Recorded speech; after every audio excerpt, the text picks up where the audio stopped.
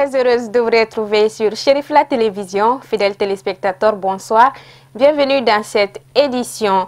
Une délégation du port autonome de Conakry, conduite par sa directrice générale, a effectué un déplacement dans notre pays pour venir échanger directement avec les opérateurs économiques maliens dans le but de nouer un partenariat économique. La cérémonie s'est déroulée le mardi 16 janvier à la foire d'exposition internationale de Bamako en présence des membres des chambres consulaires du Conseil national du patronat du Mali et plusieurs autres invités.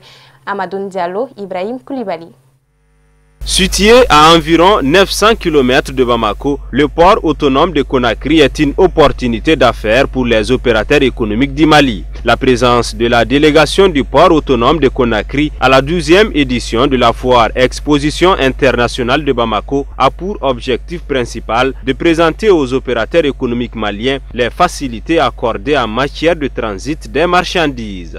Le port autonome est très heureux parce que c'est une opportunité pour nous de renforcer les relations déjà nouées avec le port, avec le secteur privé du Mali, et ça permet de renforcer les liens, les relations de collaboration et de partenariat entre la République de Guinée et la République du Mali. Comme aiment couramment le dire nos deux chefs d'État, c'est deux poumons du même corps. Donc nous sommes venus aujourd'hui prendre part à cette manifestation pour prouver à l'évidence aux populations maliennes, surtout au secteur privé malien, que le port de Conakry est leur port. Les deux parties demeurent convaincus des avantages qui existent dans ce nouveau partenariat et se disent optimistes pour réaliser cet important projet qui va booster l'économie des deux pays. L'avantage est là déjà. Au lieu d'aller chercher le produit à 1400 ou à 1300 ou à 2000 km, 900 kg, d'abord en termes de transport, le coût est réduit. En termes de délai, ça a un avantage. Plus que l'avantage que le port offre aujourd'hui aux importateurs, il n'y a pas raison que les gens ne partent pas. Mais je disais, pour rassurer davantage, il faut une autre mission qu'on peut initier avec les acteurs pour aller voir des vives voies le port de Conakry. À partir de ça, je pense que l'excellence va s'installer et on va essayer d'orienter le maximum de nos importations ou nos exportations vers cet axe. Je suis optimiste, j'ai compris que les opérateurs économiques maliens, ils ont certaines appréhensions, c'est normal. Quand on ne connaît pas certaines réalités, il faut s'informer. Donc ça a été une bonne chose qu'aujourd'hui le port de Conakry soit présent à cette foire exposition, qu'on puisse présenter le port de Conakry en entier. Je pense, j'ai vu des réactions de ceux qui ont suivi le film promotionnel. Ils ne savaient pas que peut-être le port de Conakry avait atteint un tel niveau. Et ensuite, toutes ces facilités qu'on est prêt, qu'on leur accorde déjà à travers les Emagui et que nous sommes prêts à accorder au corridor, c'est-à-dire surtout au trafic malien, je pense que c'est un atout pour eux et ça crée beaucoup d'engouement. À ce que j'ai vu, les gens sont intéressés à venir au port de Conakry, à orienter le trafic sur le port de Conakry. Organisée par la Chambre de commerce et d'industrie du Mali, CECIM, la FEBAC a ouvert ses portes le samedi 13 janvier et va s'étendre jusqu'au 29 janvier 2018. Elle témoigne de la volonté des acteurs économiques maliens de transcender la crise actuelle et d'envisager des perspectives radieuses pour le Mali. Le Musée national et le Jardin zoologique du Mali, deux véritables espaces récréatifs pour la population malienne. Pour connaître l'affluence et les éventuelles difficultés auxquelles ils sont confrontés, une de nos équipes de reportage s'est rendue sur place. Le Musée national du Mali est un musée archéologique et ethnologique situé à Bamako. Il y représente différentes expositions permanentes et temporaires sur la préhistoire au Mali, les costumes, les instruments de musique, les objets rituels de différentes ethnies vivant au Mali. Aujourd'hui, le constat est amer, l'affluence est timide. Mais grâce au programme pédagogique initié par le musée, on constate des visites spontanées de certains établissements scolaires. Voilà. Et les familles ne viennent pas en grand nombre. C'est pourquoi j'ai souvent dit aux élèves de dire à leurs parents de les amener, même si ce n'est pas dans le cadre scolaire, de les amener voir le musée. Et d'inviter même les amis à l'extérieur pour venir voir le musée, parce que le musée retrace la culture le musée retrace le passé de nos ancêtres. Donc il faut connaître le musée, c'est mieux. C'est vraiment une très bonne chose pour un Malien de savoir sa culture, de connaître le passé de ses ancêtres. Voilà.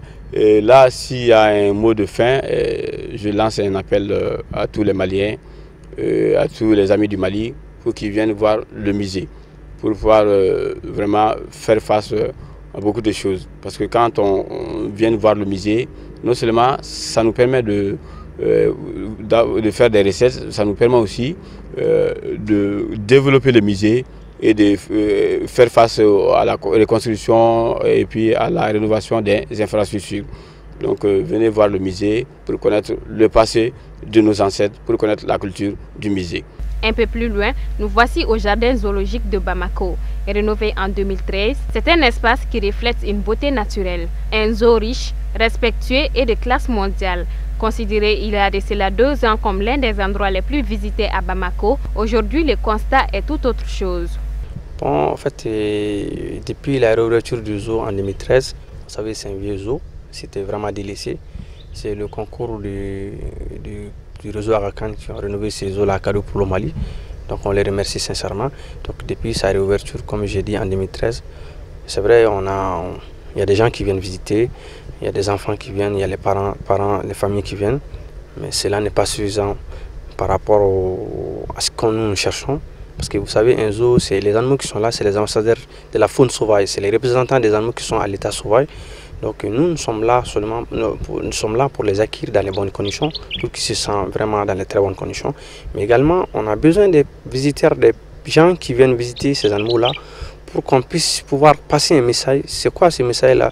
C'est de sensibiliser, éduquer dans un sens de protéger la biodiversité. Vous savez, entre guillemets, la vie humaine, on ne peut pas mieux vivre sans respecter la faune et la flore. Donc en vivant mieux, il faut respecter la biodiversité. Et nous aujourd'hui, pour bien véhiculer ces messages-là, il faut que les gens viennent visiter. Donc le nombre de visiteurs qu'on reçoit dans la journée est vraiment très peu. Si vous voyez ces animaux-là, beaucoup sont en voie de disparition aujourd'hui. Et comme je vous ai dit, tant qu'on n'a pas conscience du problème, on ne peut pas trouver la solution. Le musée national et le jardin zoologique du Mali, 2 espaces à absolument visiter. Et il existe une incroyable connectivité entre les deux. Amadou Diarra nous fait le tour d'horizon de l'actualité africaine. C'est tout de suite en bref et en images.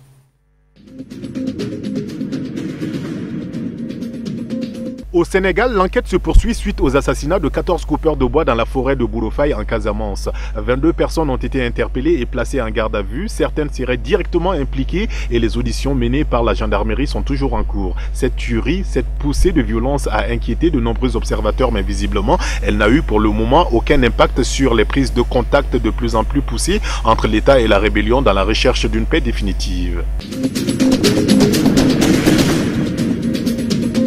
Au Togo, le dialogue politique se fait toujours attendre, mais peut-être plus pour longtemps. L'opposition togolaise était à Conakry mardi 17 janvier et lundi, à l'invitation du président guinéen Alpha Condé qui joue un rôle de médiateur dans cette crise politique au Togo. Objectif de la rencontre, essayer de lancer le dialogue entre le gouvernement togolais et l'opposition. Alpha Condé a confirmé qu'il avait proposé une date. Il a également ajouté qu'une mission serait envoyée à Lomé pour présenter aux autorités les demandes de l'opposition.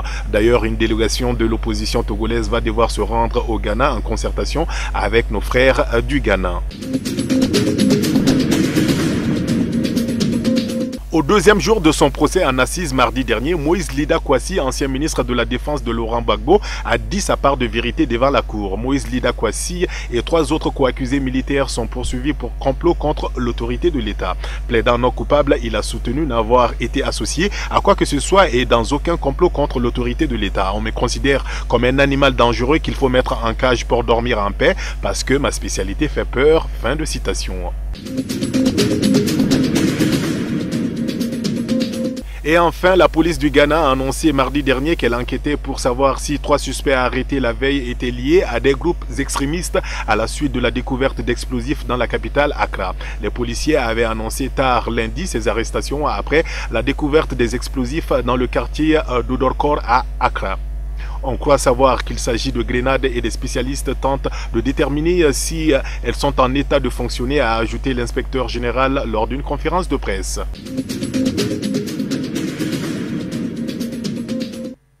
Un mot des sports avant de boucler cette édition. Le chef du département des sports a reçu les membres du comité de normalisation du football le mardi 16 janvier 2018. Cette visite du CONOR est une prise de contact avec le ministre des Sports. À la sortie d'audience, le premier responsable des sports a annoncé que les stades sont désormais ouverts à partir de ce jour sur l'ensemble du territoire national. Youssouf Koulibaly, Abdoulaye Sogodougou.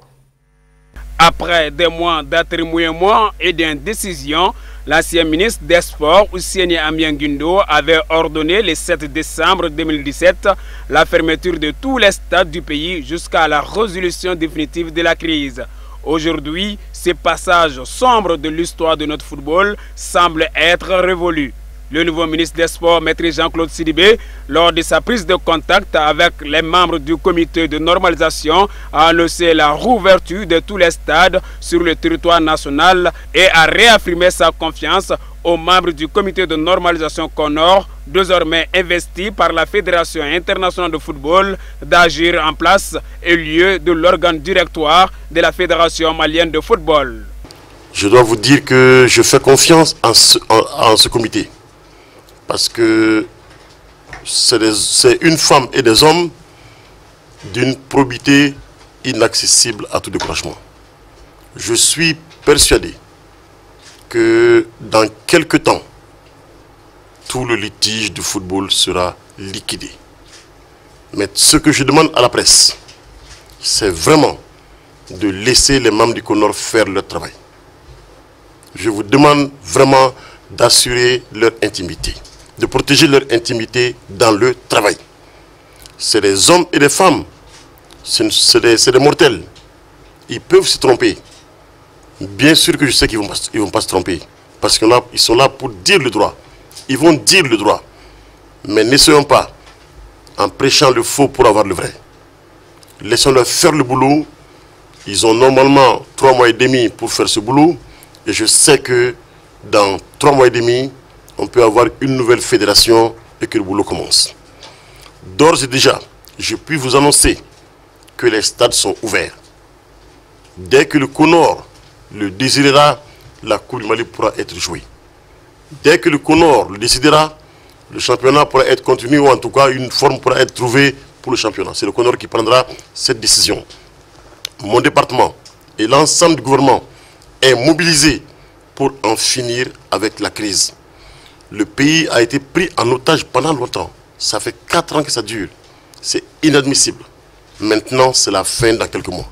Annoncé comme un messie pour sauver le football malien de sa décadence, la première responsable du CONOR a salué le chef du département des sports pour son soutien inlassable. Après avoir la notification de la feuille de route que nous avons eue hier de la FIFA, et on s'est dit, avant de commencer tout travail, il faut quand même venir voir l'autorité de tutelle pour une visite de courtoisie que le ministre a accordée le plus rapidement possible.